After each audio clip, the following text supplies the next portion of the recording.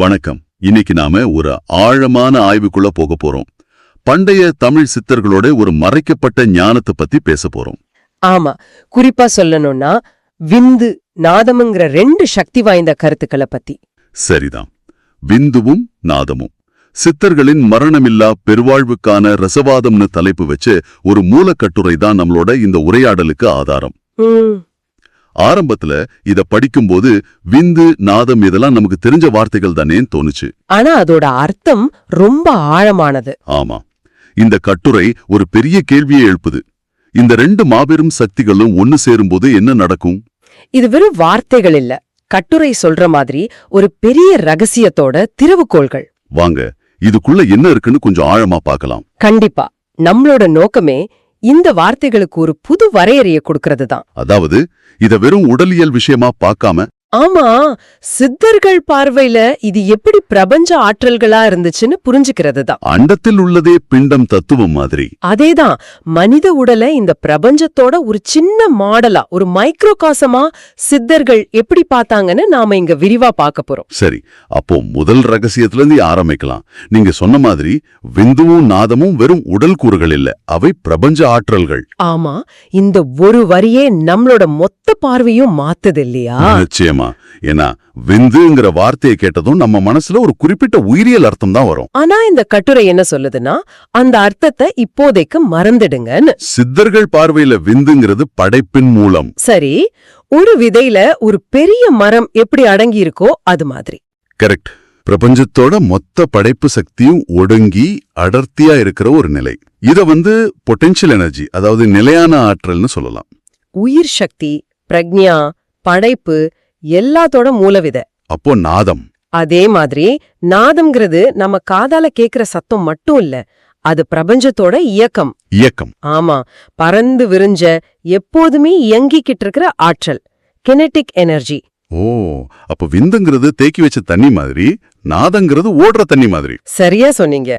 இந்த முழு பிரபஞ்சமும் ஒரு அதிர்வுலன்னு உருவாச்சுன்னு சொல்றாங்க இல்லையா? அந்த முதல் அதிர்வு, அந்த முதல் இயக்கம், அதுதான் நாதம். ஓகே, இப்போ புரியுது இந்த மறுவரையறை ஏன் இவ்ளோ முக்கியம்னு.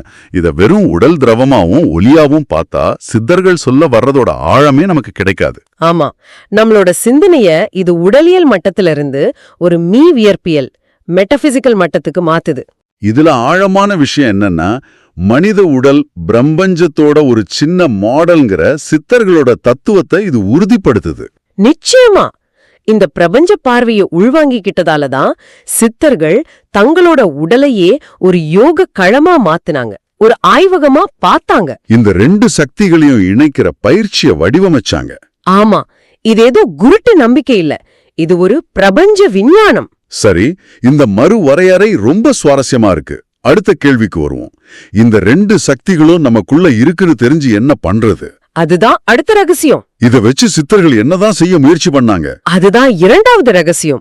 பல சித்த பயிற்சிகளோட இறுதி இலட்சியமே, குறிப்பா தியானம், பிராணாயாமம் மாதிரியான பயிற்சிகள். ஓகே, அதோட இறுதி இலக்கு நமக்குள்ள இருக்கிற இந்த விந்துங்கிற நிலையான ஆற்றலையும் நாதம்ங்கிற இயக்க ஆற்றலையும் ஒன்னா இணைக்கிறது தான். ஒன்னா இணைக்கிறதா? கட்டுரையில இத உள்நிலை ரசவாதம், அதாவது இன்டர்னல் ஆல்கெமின்னு ரொம்ப அழகா சொல்லியிருக்காங்க. ரசவாதம், இந்த வார்த்தையே ரொம்ப சக்தி வாய்ந்ததா இருக்கே. சாதாரண ஈயத்தை பொன்னா மாத்துறது தானே ரசவாதம்? அதேதான். அப்போ உள்நிலை ரசவாதம்னா என்ன?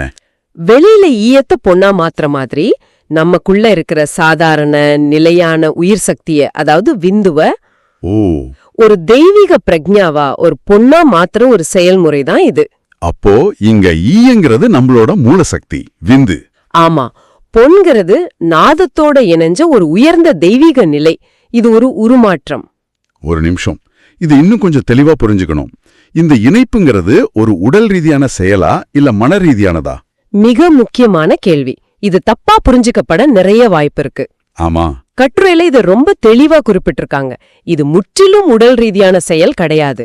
இது முழுக்க முழுக்க பிரக்ஞை மட்டத்துல நடக்கிற ஒரு உள்நிலை மாற்றம். பிரக்ஞை மட்டத்திலயா?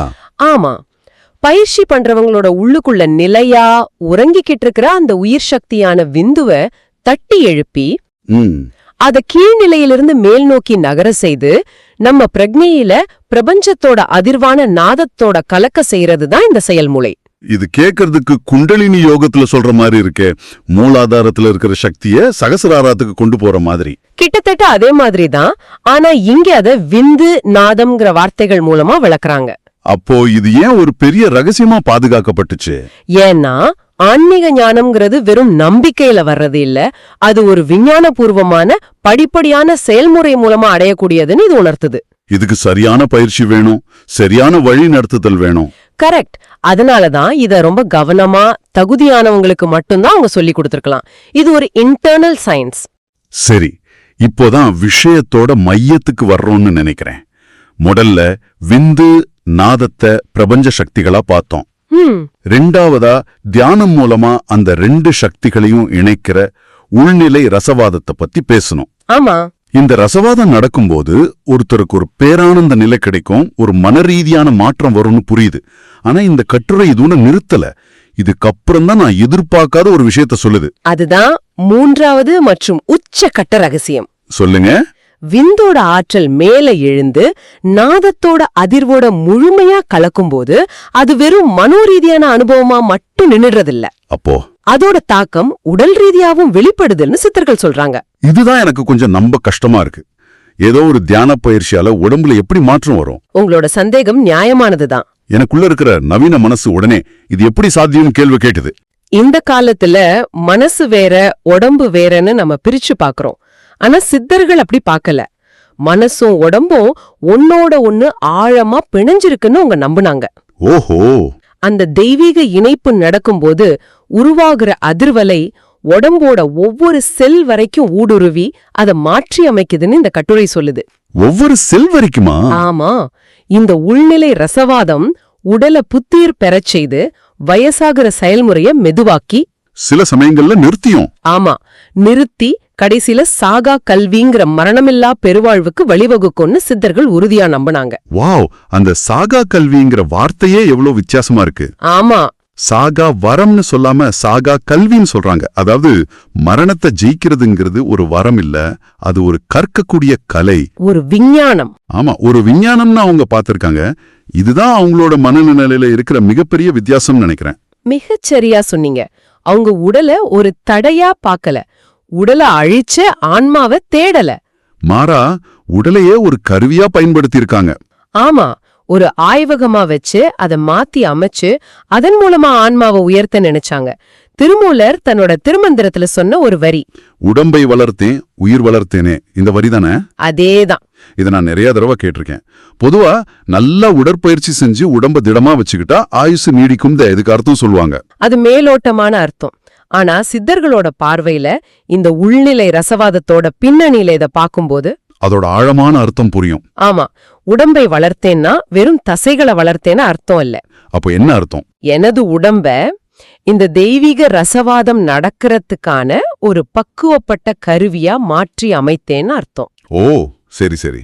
அப்படி உடம்ப ஒரு தெய்வீக கருவியா மாத்தி விந்துவோட ஆற்றலை மேல் எழுப்பி நாதத்தோட இணைச்சதால உயிர் வளர்த்தேனே.